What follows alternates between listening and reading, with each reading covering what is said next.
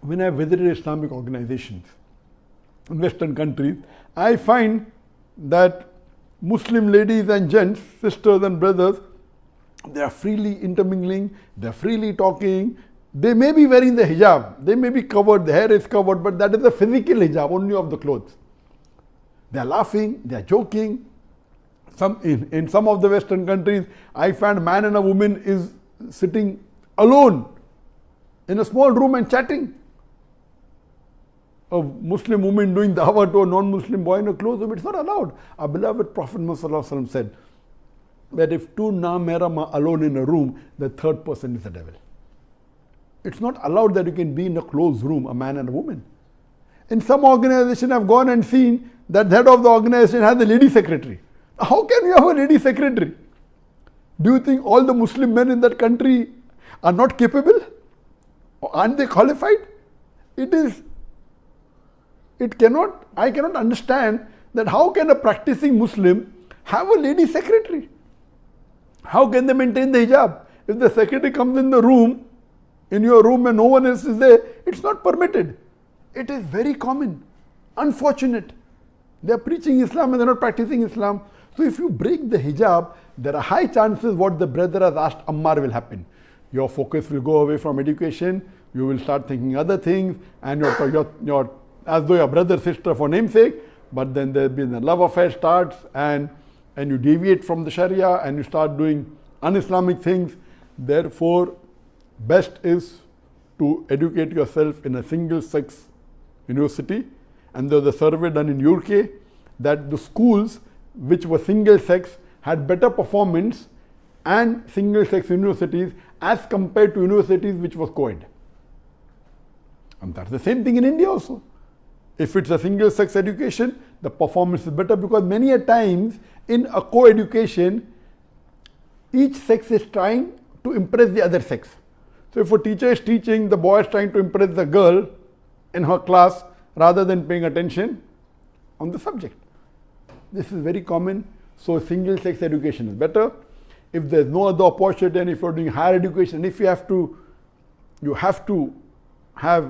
go to a co-ed education, see to it you maintain your hijab. I'm not talking only about universities, even if you go in office places, your hijab should be maintained. It is not that you are prohibited to speak with the opposite sex, no. But when you speak, you have to be careful.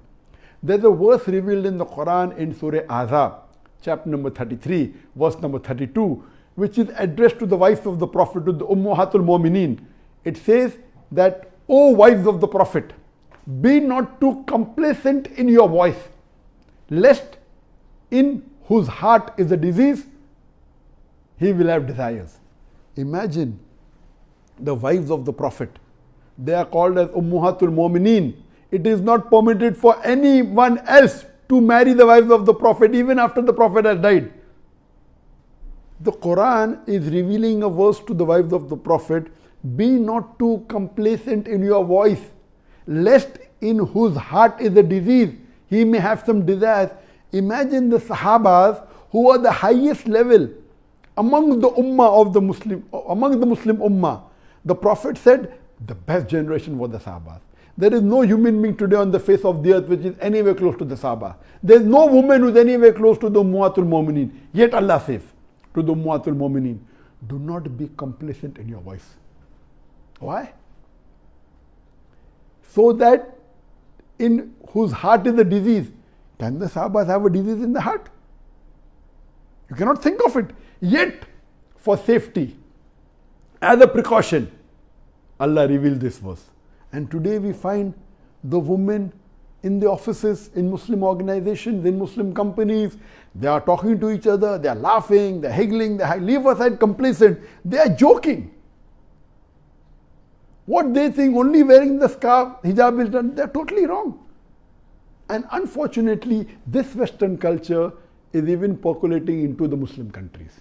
Nowadays we find Muslim countries also, Muslim men and women, they freely talk, they freely mix.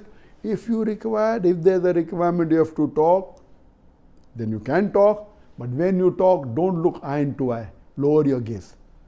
How many Muslims do you find today in the world when they speak to a mahram lady that they lower their gaze? Very few. In the Western country, hardly. You will be counted like a joker. But believe me, alhamdulillah, a strong Muslim will follow this, and if this is done, all these things will not happen. As the question was asked, my mind is diverting, I cannot offer salah, but natural. And today we find the dressing also is not as per the Sharia.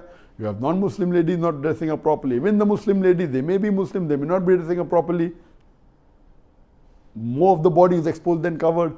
So all these things, you have to maintain the hijab. If you maintain the hijab, the men maintaining their hijab, that whenever they look at a woman, they should lower their gaze and see to it that they also not too friendly, only talk when is required, when there is a requirement. Not unnecessary joking, etc. can be done with the same sex, but not with the opposite sex.